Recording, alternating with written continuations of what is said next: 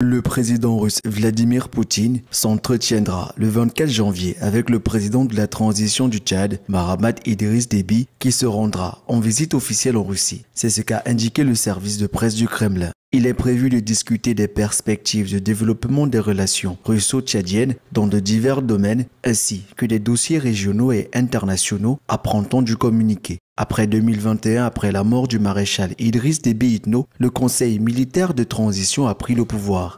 Il est dirigé par le fils du président, le général Mahamat Idriss Déby.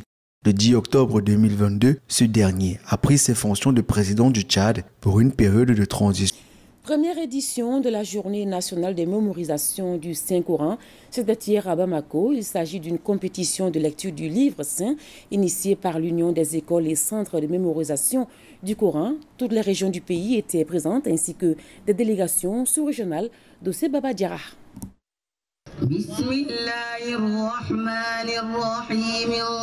Aboubakar Mohamed Haïdara est le lauréat de la première édition de la Journée nationale des mémorisations du Saint-Coran. Âgé de 15 ans, il est élève au centre Hakoul Cour'an de Bamako.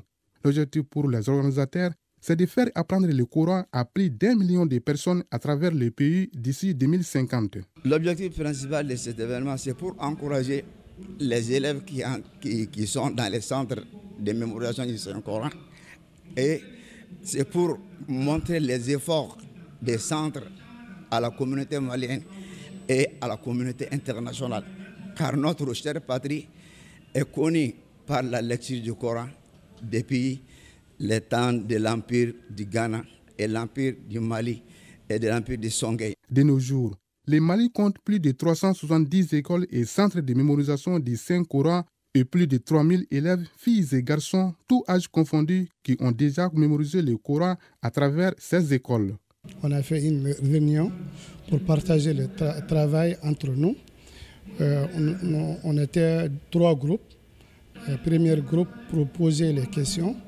Ça c'était de ma part, comme le président des membres du jury. Deuxième partie pour contrôler la mémorisation du Saint-Coran. Troisième partie, elle était pour contrôler ce qu'on a dit à Tajwid, les règles de la lecture. La journée nationale du Coran tout court, c'est une journée de rassemblement, une journée de l'union entre tous les fils et toutes les filles de notre pays.